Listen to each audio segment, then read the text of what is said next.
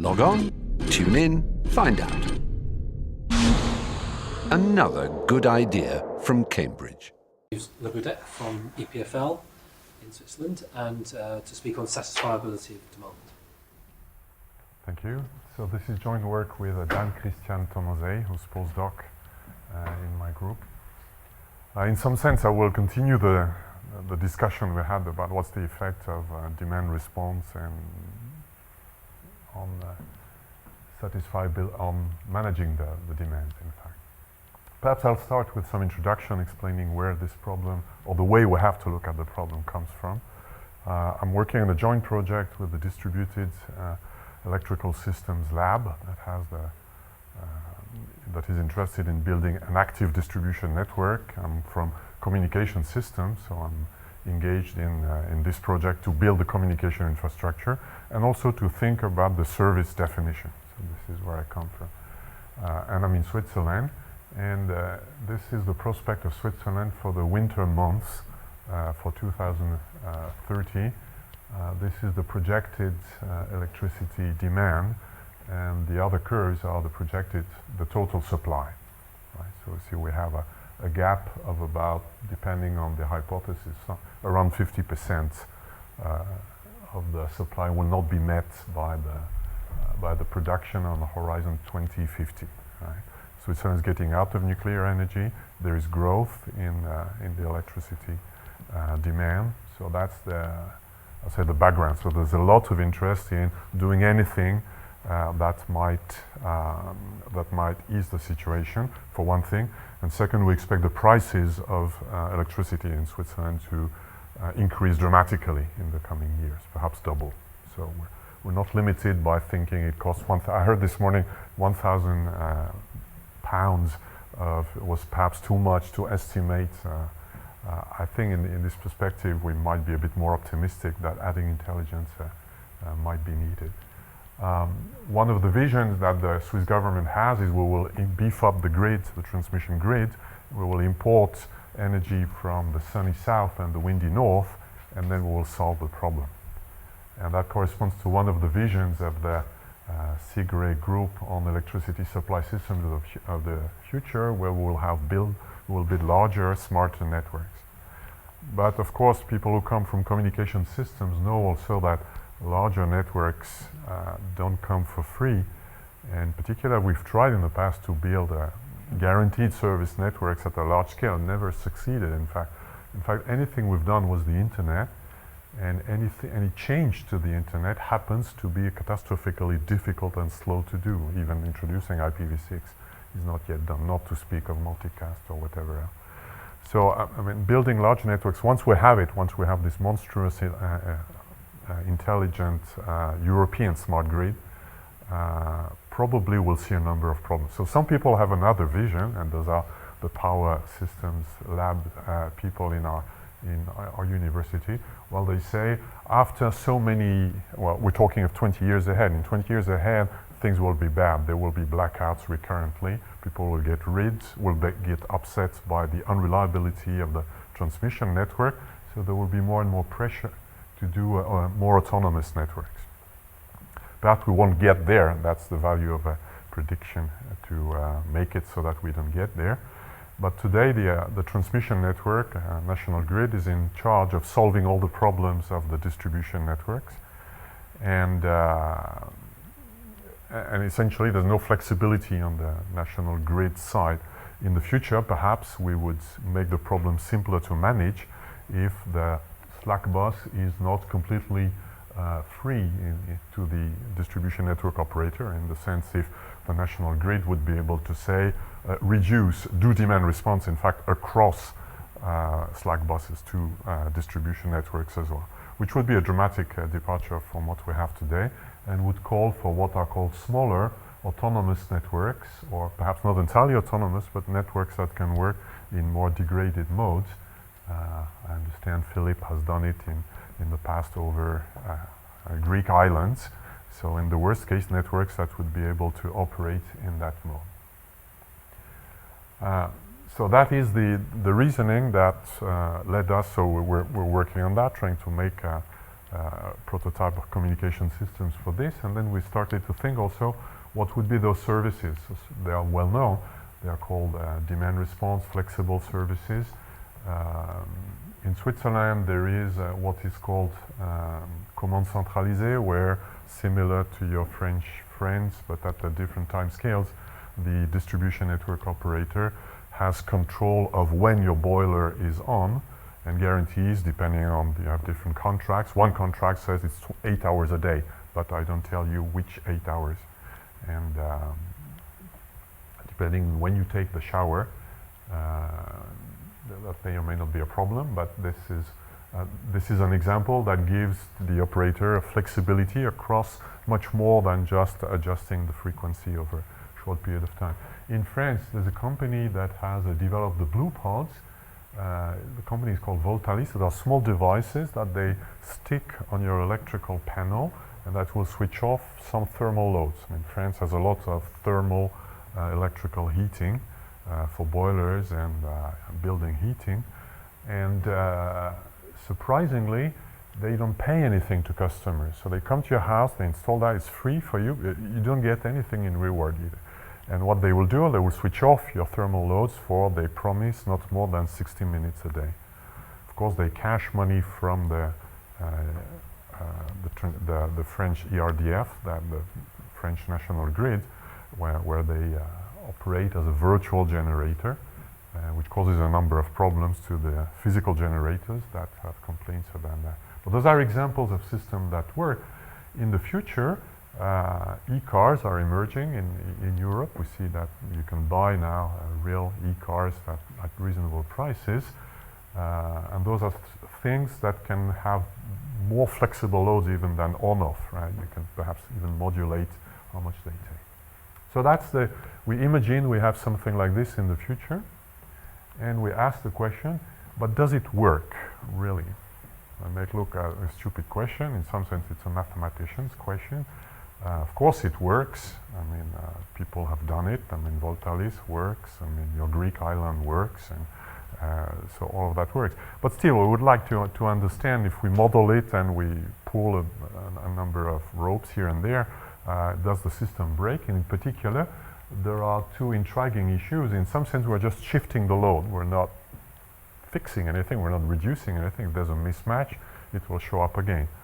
Plus, we know if we do a control system that has delays, well, perhaps the system can get into an undesirable behavior. So that's what really happens. Nobody had looked at that, so we asked the question. And what happens when the load returns? And this is known in the various folklore terms like cold load pickup, ballast load. I mean, if you switch off heating, then people will heat later, but it will heat even more when it comes back. So all of that system where you defer a load, when it comes back it's higher, then after all perhaps it's even worse. Perhaps you have a system that has positive feedback and might collapse. Well, it's a reasonable question to ask. Now today we have very little of that. What happens if we in 2030 we have massive amounts of that? That's the question we asked. So as it's easier classically in that kind of thing to say, instead of trying to understand full, let's do the binary thing. Is it stable or unstable, like a queuing system? It's not a queuing system, so it's a bit more tricky to ask the question. So we ask the question, is there a control mechanism, we'll see which kind of control mechanisms we're thinking of, that can stabilize demand in that setting. So we don't pretend that this, of course, solves the problem, nor even that it models exactly the problem, but that's the first step. And I must say also, we leave out the details of signals and algorithms, which is perhaps the topic of most interest to my activity, but in that context, it's a nuisance to introduce them. So we assume there is a form of demand response which acts in quasi-real time. So it's perhaps not pricing, it's perhaps something like Voltalis, like the commande centralisée. There are several options, and they may have an impact, but we don't model it. So we do a model of what we call elastic demand or deferrable load or shifted load. Of course, we need to model the fact that there is a lot of forecast being done by everyone in the system. So we start from the model of Cho and Main, which is in continuous time, but doing control in continuous time is we felt a bit difficult, so we did it in discrete time. So we assume there is perhaps a day ahead market, perhaps an hour ahead market. So there is a forecast that we do, and the F superscripts stand for forecasts. And we assume that the forecast generation and demand are in average equal plus some reserve, a safety margin. And of course there is an actual demand and an actual supply. They differ. That's the uncertainty in the forecast of loads. And the M here is the uncertainty in the forecast of due to renewables, so that is given by nature. And this is, here are control variables. So we will, in real time now, we will add to what is forecast the generation that is done by the transmission grid. So this is not yet our model. We've just cannibalized the model of Cho and Main and rewritten it in discrete time. Here, what is deterministic, what is random? So all the forecasts are treated as deterministic in this model. The deviation from forecasts are the random stuff. And what we do is control the real-time generation, the one that is dispatchable.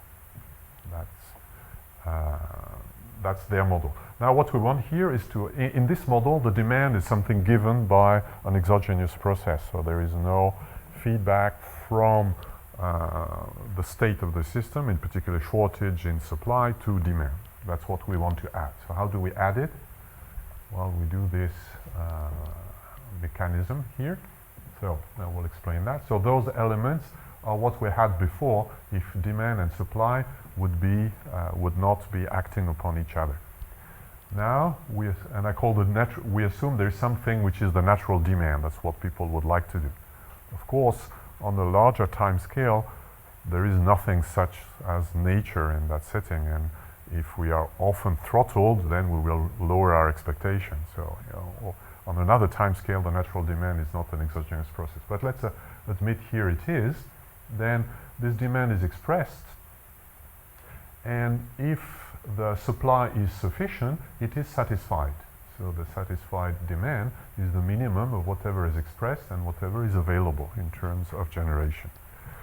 So the generation here is, if there is buffer, that's the generation that's coming out of the buffer. If there is buffer on the demand side, it's the demand that's expressed after buffer. So there is no buffering here. If the demand cannot all be expressed, some demand is frustrated. It's delayed, right? So this is the difference between this and that when this difference is positive. What happens to frustrated demand, we don't know, but we assume it goes to something invisible, which you call a backlog demand.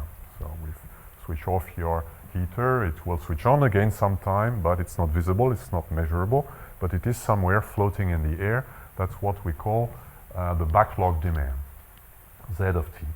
Now, we assume that this demand will return. It will return. All those, if you want, are instant values. If we would reason in continuous time, those would be the powers, and the energy would be the integral of these over time. We assume that the amount of returning demand is proportional to the total backlog. So Z is an integral, it's an energy, not a power. And it gets out at a rate lambda. So 1 over lambda is the time constant by which demand remains delayed.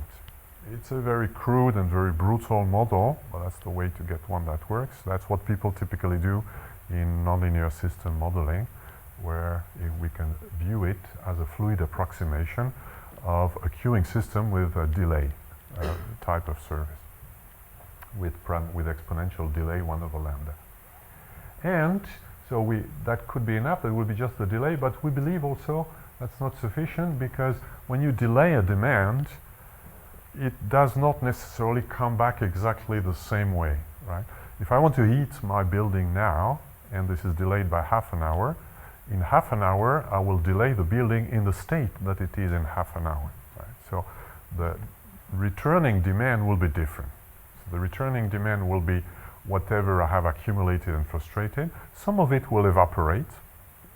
We will see that when we could imagine that heating a building later costs less, or perhaps we could imagine it costs more than heating it now. So there is this question of the swimming pool. You have a swimming pool in your garden. What is better in terms of energy consumption? Is it to leave it at a constant temperature, or to let it cool and warm it up only when you want to swim in it? Right? Yeah. That's the question we have here.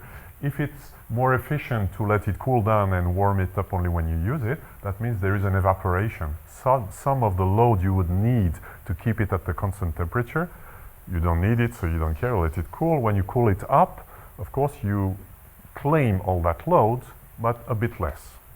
So if that would be true, then the evaporation U would be positive. There's also evaporation because some things naturally disappear. If demand response consists in dimming the light a bit, then you will not put more light later because you've reduced. So some of it is natural. But we could also imagine systems, perhaps it's less efficient to let the swimming pool cool down, it's better, and then you lose energy if you have to warm it up later, in which case the mu parameter could be negative. So this is our model. Now the returning demand minus or plus the evaporation is presented with its own time constant that has to do with the delay in this loop, and is expressed, and now we have this loop in the system. In this, so we can write the equations, and in fact, if we introduce the quantity which is generation minus expressed load, we have the key quantity, which is called by Cho and Main in their model the reserve. And we can express this equation where the reserve is what we see, and we can control with the generation that we put in place. And what we don't see, but we observe only the flow out of it, is the Z, which is the backlog that comes down on us. So those are the things I've explained. Now, the stochastic model we have, so the delay part of it in some sense is, not in some sense, is determinist. So we've cheated a bit, we've made it determinist to simplify a thing. What is stochastic is two things, is the renewables, M of T, not the amount of renewable production, but the difference from forecast, and similar, the loads, the difference between the forecast load and the real load. Here we use a model for the deviation from forecast, which is ARIMA. ARIMA is the discrete time equivalent of Brownian motion. Because if you look at the deviation from forecast, if you look at this difference, it looks more like a Brownian motion, or if you want a zero drift random walk, than white noise, which is the other typical popular model that people would use. But white noise would not be appropriate at all here. You don't. The forecast is very much correlated from one step to the next. So the simplest perhaps model we take is this. It has one parameter, is variance. Then with this model, we have something that is random. That's the deviation from forecast. At every time step, we know the forecast. We don't know what the variation of from forecast will be, but we know it's zero mean in average, or the derivative of it is zero mean. And then we need to take a control decision. And if we rewrite the equations, what matters here is the derivative of the control decision, which is the change in dispatched generation, which we assume has ramp up and ramp down limitations. So we cannot install arbitrarily fast, and we cannot turn down arbitrarily fast generation here. So we have to take a control decision, which is this one, between the bounds. And otherwise, once the control strategy is given, we have a Markov chain on 2D space, which is on continuous space here. This is the control that I mentioned with the bounds on delta G here. Now, putting things in this general term seemed to us to be a bit difficult, so we looked at threshold-based policies. So we looked at policies that what we can observe as a controller is the difference between generation and express loads. If we could observe the backlog, of course, we would have very different policies that would be more like Stan's model, where if I have a buffer, here the backlog is a negative buffer, I would probably have a policy that would target some level in the buffer. But here we assume this is deferred load. We have no clue whether people will charge their battery a bit later or not, right? So the assumption we make is this is not observed. Therefore, the only thing we can observe is this, and we target a threshold policy. So we look at policies of the type there is a threshold R star, and we try to target this as much to be as close as this, given the constraint that we can move up and down only within the limits of the rate at which you can install new dispatch or remove new generation. Here is a simple simulation of the system where we're plotting on the x-axis the reserve, so generation minus demand, or the variable part of them, versus the backlog here, the Z. Of course, the Z we cannot observe, but the intriguing thing is that when we do long simulation, most of the time we're here. So if we're targeting a given R star, then we will, depending of course on the variance that we've picked, we will stay here. So we see a lot of the time is here. And then once in a while we do a large excursion where the backlog becomes large. So it's fairly rare, but when that happens, it will influence the system for a long time. And then, with those parameters, we eventually seem to get rid of the backlog and return to the mode where this ballast load has disappeared. But once in a while, it will come back. And there seems to be no logic for that. It's really a random event. It's not because the weather is bad or good. The weather is bad or good is in the forecast, and we assume in our model the deviation from forecast has a constant sigma square, which does not depend on it. So once in a while it does this. Right? So this looks intriguing, so we want to see, but is this system stable after all? So it could look that it is not stable because perhaps it's just we didn't do simulations that are long enough, and if we would do it more, we would see larger and larger thing. And so the problem of stability, yes? I could just ask before we leave that, so just if you were to trace that out, it has I guess cycles there, does it? I mean, when it goes up for that large excursion to the top left, yes, it comes back and loops a little bit there, does it? Yes. Or are those separate excursions from the central state? It does come back, it does. It's not necessarily a cycle here. We've tried also the ODE methods to, of course, it looks like there's a very deterministic thing, so perhaps the ODE method would work, but the ODE gives, there's one as an eigenvalue, so we're just in the embarrassing case where we don't know whether it's stable or unstable by looking at the simply fluid approximation. So we did have to look at the hard stuff. The hard stuff is to go into Main and Tweedy's book and try to make sense out of the 200 theorems that are there and see which one applies to our case. There may be other sources. Yes, I'm sure there are others. Perhaps we could have saved time. And we find essentially those results. What is the missing bullet would be the interesting result, but we don't have the result. So if the evaporation is positive, so if there is really evaporation, then for any threshold and for any value of all the other parameters, it is stable. So any threshold policy will stabilize the system, regardless of the threshold, regardless of the time constant, regardless of the evaporation. And conversely, if the evaporation is negative, then no policy will stabilize it. Of course, we would love to know what happens when mu equal 1, which is like perhaps the most interesting case. And we defer load, and it comes back the same way. Here we don't know. I suspect it's unstable, but it's probably... Mu equals 0. Mu equals 0, I'm sorry. Mu equals 0. So in particular, this is contrary to some of the findings of Cho and Main, where they had shown that the ramp up and ramp down constraints are very important to explain the behavior of the system. Here it does not. But of course, we're looking at stability, which is a fairly brutal property.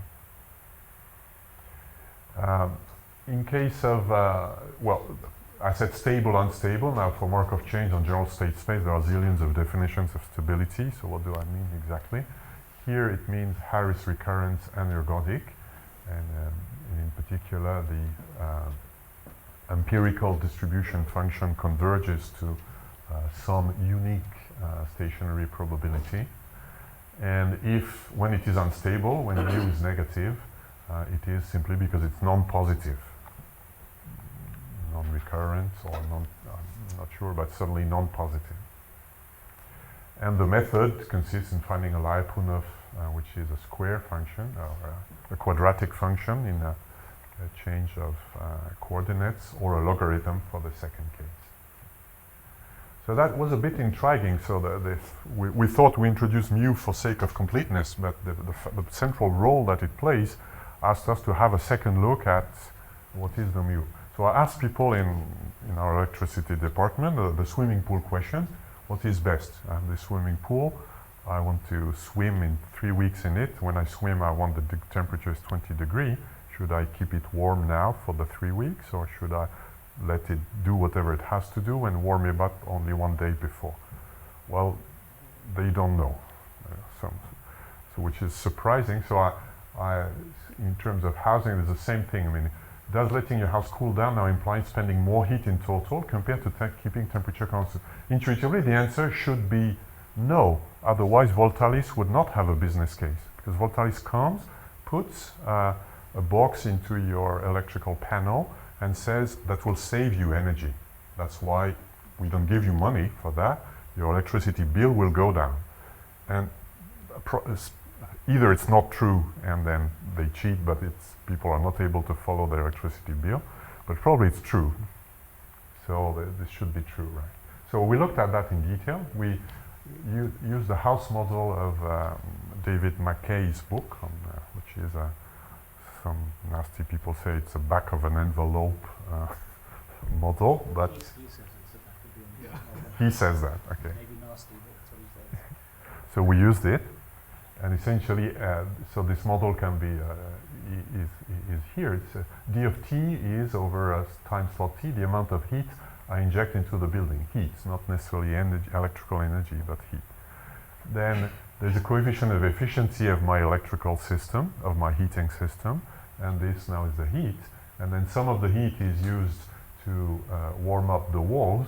This is lost in the inertia of the building, and some other leaks outside, and it's proportional to the temperature difference. And now if I sum up that over a period of time, I have an equation like this, where we see what matters is the integral of the difference of the temperature inside the building and outside, and the final and initial temperatures of the building. Now, if I compare two scenarios, a scenario without demand response, I will have a given optimal temperature building that I call T star. If I assume I have another scenario where some of the heating has been frustrated by the Voltalis blue pot devices, then I assume that the temperature I get is not more. There's no air conditioning. So we're talking Switzerland in winter, so there's no air conditioning. T that you get by not heating is always less than what you would get by heating, or the same. And then if you compare the two, you see that the total energy provided to the building is 1 over epsilon that stuff. And if T star for the optimal, T for the frustrated, you see that it's monotonic in T star. If T0 is the same for both, if you start from the same initial condition, you see this is positive in the T. So if you have a temperature curve that's below, then it's always less heat that you inject into the building. So for the swimming pool, it will be the same. The integral of the energy that you will use up to bring your swimming pool to 20 degrees will be less than the one you will need to maintain it at 20 degrees during 3 weeks, right? Which is not surprising, but at least here there's a clear answer. However, there's a catch here. That's in this back of an envelope model, assuming everything is linear, right? In particular, the coefficient of efficiency, right?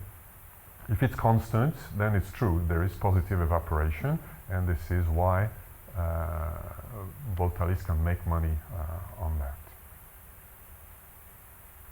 But now there are lots of systems where we could imagine, we don't have data on this, but there are lots of, perhaps a call for research on that. There are lots of systems where you could imagine this is not the case. So one of them is, for example, if your heating system is not linear, because it's a heat pump, for example, not a resistive system. Then if you're trying to heat very quickly something that is very cold with a heat pump, the coefficient of efficiency will be less, because a heat pump has a hard time producing hot water. It can produce lukewarm water very easily, but producing hot water will be difficult. So if you give a target temperature that's far from the current and you want to warm it up within 2 hours because you want to swim in 2 hours, then you might end up using more energy. Similar things if the appliance you're delaying is not a building or a swimming pool, but a car, then if you charge very fast, the efficiency of the charging process might be less than if you charge it slowly. There might be thermal dissipation in the battery, but also the chemistry of the battery might be better. It might be better in some cases, but it might be worse. So because of the non-linearity of many of those systems and of more detailed model, it's not obvious that there might not be, that evaporation will always be positive. Voilà, that's all we have at this stage. So I would say we have a first model of flexible loads. This model, within its limitations, of course, but still it suggests several things. First, it suggests that negative evaporation would make the system unstable. In other words, and of course, what does stability mean? We are talking of a horizon of an hour or of a day, so probably the system will not blow up for that, but still it suggests that there might be a performance penalty somewhere that will show up in some form, very large backlog probably. And also it suggests that the existing demand response experience, which is positive either because it's on purely thermal resistive systems or because it's small scale, might not necessarily carry over to other technologies. When you start doing demand response on huge sets of batteries of e-cars, for example, or thousands of heat pumps, it's not so obvious what would be the net effect of that. And second, it suggests that these simulation results show that large backlogs are possible. Now the bad thing is if we don't observe the backlog, then we don't observe it, we cannot observe it, so we have no information about, in fact, the state of load. And I think there was a lot of discussions after Stan's presentation. This at least is perhaps not evidence, but a hint that the problem might be real, that by exercising demand response, we change the nature of demand, and we might have this large excursion in demand that's looming upon us, but we don't know it. Sometimes it is not there, sometimes it is. It has to do with the randomness of our noise model, and this is annoying. So this suggests that something must be done. I don't know what, but perhaps some way to measure and forecast the backlog data. So if we give demand response signals to e-car batteries, perhaps we need to keep track of the battery state of charge, not only sending a delay signal. So somehow we will need to do something to have better forecastability. Voilà, that's all for my presentation for today.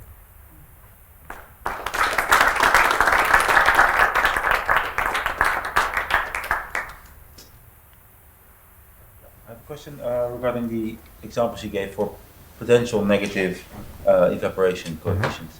I'm not sure if it's as general. I mean, the examples you gave is indeed situations where you would need more power eventually to restore the service that you have postponed.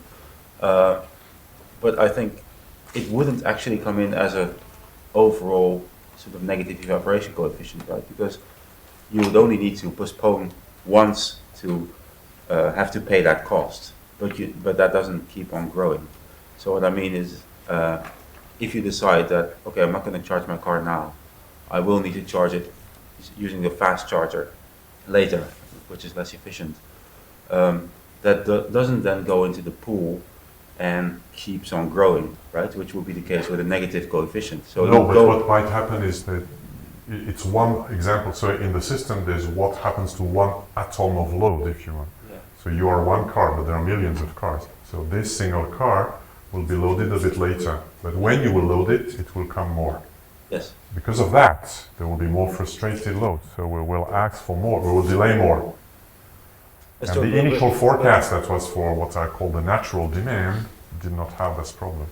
No, indeed, though, what I mean is for these specific examples, and I'm not sure if it's general or not, but it seems that sort of the way it would go into your model, if I interpret it correctly, would be as an additional factor larger than 1 on the input of your pool, Yes. rather than as a multiplier on the entire size of your pool.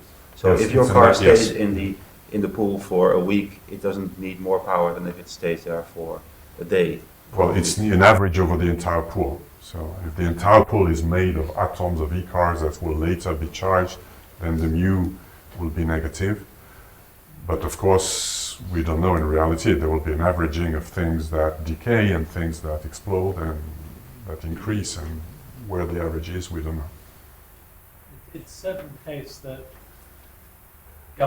many governments who are planning ahead are expecting to be using electric cars and thermal pumps and smart metering like this in order to manage carbon reduction targets. Yes. And if what you're saying is true, with electric cars and thermal pumps displacing gas heating, one might well expect mu to be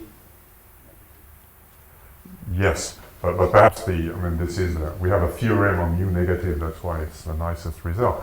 But the other result, which is perhaps more universal, I believe, is that even when mu is positive, even if the returning load is less, we still see those long cycles once in a while of load that has been postponed and cannot be satisfied.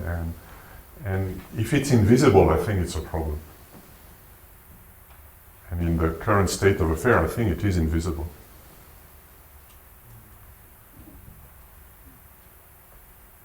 It seems from your model that the backlogged demand that's trying to return could very easily just be fed all the way around back into the backlog. Is that the way the model would work? Part of it, yes. It will try to return after, in average, 1/λ time slots, with plus or minus a mu factor. It will try to return. Then, if it's satisfied, that's the end of it. If it's not satisfied, then it comes back. Do you think your model would it be possible to adjust your model so that it could guarantee returning demand to be satisfied?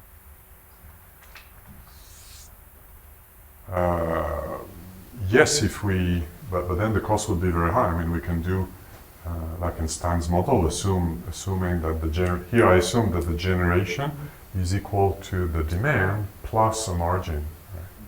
If I say that the generation is not plus a margin, but 20% more than the demand, so a variable margin, then perhaps that would change things. But certainly I think the most reasonable thing to do would be to try to change the way the demand response is run so that we keep somehow a simple means to keep track of what future demand we're causing by delaying the demand response. So the model says we forecast, there is something called the natural demand, and that's the thing we forecast. And then we delay it. And then we forget about the fact that we've delayed it. And what this is showing, well, that's what happens if you forget about the fact that you've delayed it. So you should remember that you've delayed it, and somehow it should change your control strategy to say, if I've delayed the forecast demand now, then I have to put more generation a bit later. But your model doesn't mind if you've got the natural demand, which is made up of lots of little units, and the returning demand, which is made up of lots of little units. Your model doesn't mind at all which of those little units gets delayed. Yeah, no, it's there. So you could always guarantee that the returning units get served next, and it's new demand that gets returned unless Z of T were bigger than the natural demand. Yeah, or differentiated service time. So this is something I didn't understand in the model, but you had two axes. There was the backlog, and then there was the reserve. Yes. And the reserve was the generation minus express demand. And what is physically the reserve? Is that represented somewhere physically? No, that's just the difference between the control action that we took, which is to put generation in place, minus the express demand. So if the reserve is 0, we've matched the two. Right. If it's above, then we're taking we're putting more. Right, but when you had the excursions, these were two-dimensional excursions. Yeah, so that means there was not a blackout because we do demand response. But if there had been no demand response, there would have been a blackout. I see. I'm just curious about the systems that were installed in people's houses. They were done at no cost to the homeowner, but of no benefit to them. Yes. Why? I mean, aside from perhaps seeing the environmental arguments doing that, what would encourage users to do that? Could you see that being rolled out in the long term? Would customers not want a benefit for? Well, believe it or not, the French are environmentally conscious. Isn't there a benefit that their electricity is turned off so they don't pay? But they don't see the benefit, from what I understood. They don't get any cost saving for it being. Well, they do see us, well, that's what is advertised. I haven't seen any evidence of that by measurements done, but they do see a small reduction in their electricity bill because evaporation is positive, I think. But of course, at the cost of quality of service. If you stop your boiler for half an hour and you had just had planned to take a shower and your two daughters had just taken one just before, then you... That reduction is a reduction they could implement themselves. Yes, yes. Yes. So they could reduce their bill by heating less, at random instance.